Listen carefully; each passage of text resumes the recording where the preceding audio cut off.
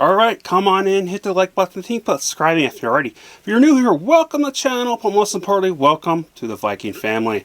So this is my personal opinion / review for the 2023 Netflix crime thriller film called The Killer, and I believe this is based on some sort of comic book.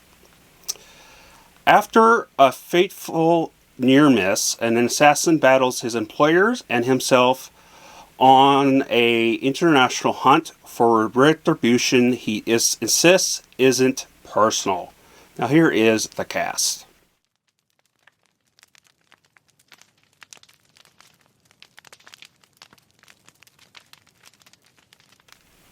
I really love how Michael Fassbender's actings always come off strong and give you that strong presence with some suaveness. He normally always stands out in his roles, whether the movie is good or not. He did a fantastic job with what he had to work with in this. Now, what I love about his character's writing is how detailed and precise he is about everything that goes into his job, all the way down to what his blood pressure is at the moment, and how nonchalant he goes about it. He's definitely a very slick at his work. I also love that he's not completely overpowered. He makes mistakes, however his lack of sympathy and deadpanning made him come off like a slight serial killer. There wasn't a soft side of him which would make you more sympathetic towards his character. On top of the fact that I personally couldn't really even get behind his character because they only threw in a couple dialogue lines about his past.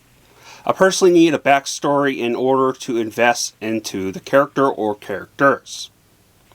Honestly, the story was a bit thin for my liking, and I stopped caring about the action as well, as to me it felt not as impactful without a reason I should care about his character. As interesting as the voiceover dialogue was, it was getting thick and overused. Half of the stuff later on I didn't even hear it fully because I started to involuntarily ignore it. Now here is my rating, and I'll come back to my final thoughts.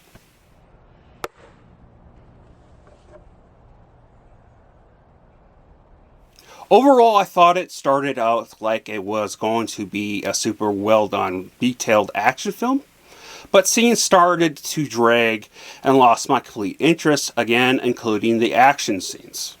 But what are your thoughts even down below?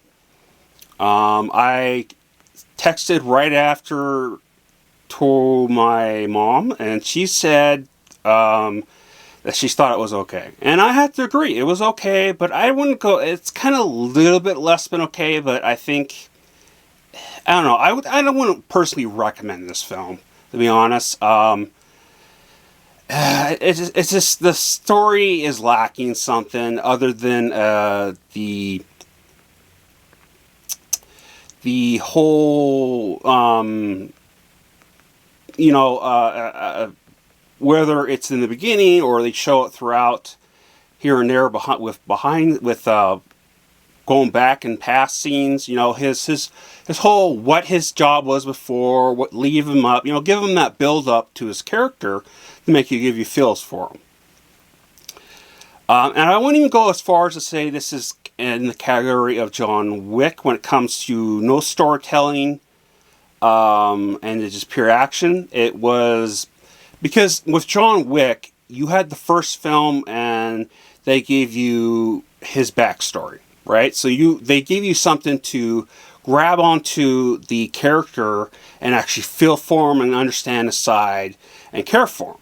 No, he just came off like just a villain a lame villain to be exactly, that was really good at his job, that was pretty OP, but not like 100% OP, and he,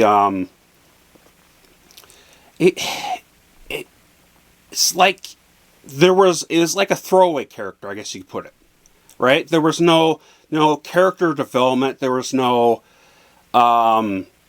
nothing to him. There was just him going around killing people, and you couldn't really give a crap. So that's it. That's just all my opinion. But again, let me know in the comments below.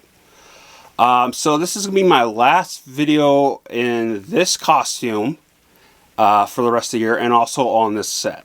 Because December is going to be coming, and then we'll be back to the regular Viking set, and I'll be back and all this. And probably a new vest, because this one's kind of, I don't know if you know, it's kind of crinkly and has issues. So, more than you realize, because it's custom made and measuring is bad. So, most of my fault. But yeah, so I remember, I love you all. Please stay safe.